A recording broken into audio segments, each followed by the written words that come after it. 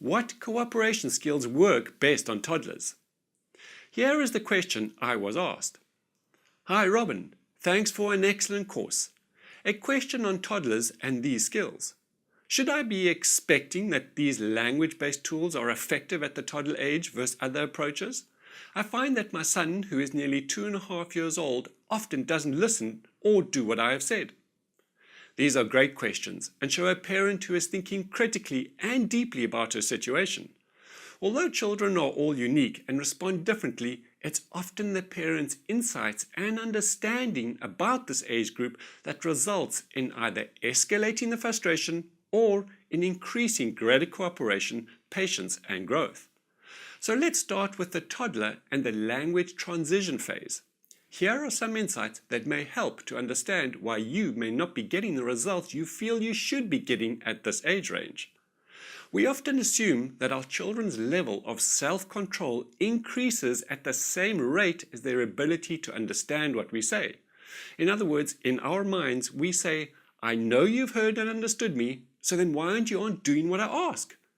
We have assumed that just because they have heard and correctly understood us, we believe that they should also have the self-control and the self-discipline to be able to do what we ask.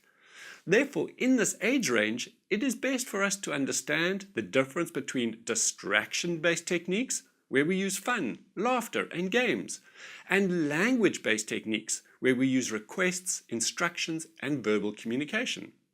It may really help if we broadly looked at some of the developmental stages of children through the first years, as this may help us adapt our expectations. These are some of the things that we can observe. Children between the ages of 0 and 12 months. We use mostly distraction-based cooperation techniques as their language has not developed sufficiently for us to communicate what we are needing. So we entice them with stories and distractions in what they are directly interested in. So instead of just saying, please eat your food, we end up saying, open your mouth for some food, here comes the airplane to land inside your mouth. Or instead of just simply saying, please pack away your toys, we end up saying, let's have a race to see who can pack away the fastest, me or you. The key here is that we don't actually expect our children to listen to us while they are still this young. We accept that at this stage, it's totally up to us to put in the extra effort and make sure everything works. Then your child turns 1 and 2 years of age. As their language increases, we see a marked difference between their ability to understand and their ability to express. You will notice this in how your child understands many of the things you say, but still can't say many words themselves yet. We can clearly see that they understand more than they are able to express. But this is the first mistake that we make, as the challenge of this age is that our expectations of their abilities in self-discipline rise with their ability to hear and understand us. We feel that just because they have heard and understood what we said, we believe they should now be able to act on this and be self-disciplined enough to act appropriately. And if our expectations increase like this, we become increasingly frustrated if our expectations are not met. From 2 years to 3 years old, we experience a 50-50 degree of having to use distraction-based techniques and language-based cooperation techniques. We begin to really wish that our children would just listen to us the first time because we know that they have heard us, but we find we still have to resort back to the distraction-based techniques and the bribes. At this age, children are entering what I call the language transition stage. This is around the 2 to 3 year phase where our children become more and more language oriented and able. When we experience them being more communicative, we then hope that by using language, reason and logic, our children will cooperate with us. Does this sound familiar? I've already asked you nicely. Don't you understand that if you got into your pajamas quicker, we would have more time for story? But just because they understand our words, this doesn't mean this translates into them doing what we have asked. And thankfully, yes, our children will become more language oriented, and with the skills I teach, they will begin to trust reason and logic more. But if you are still at this age range of 2 to 4 years of age, you will remain incredibly frustrated if you rely too much on your language-based techniques. So this stage still requires more energy and effort from parents as they use more distractions, energetic voices, and action games.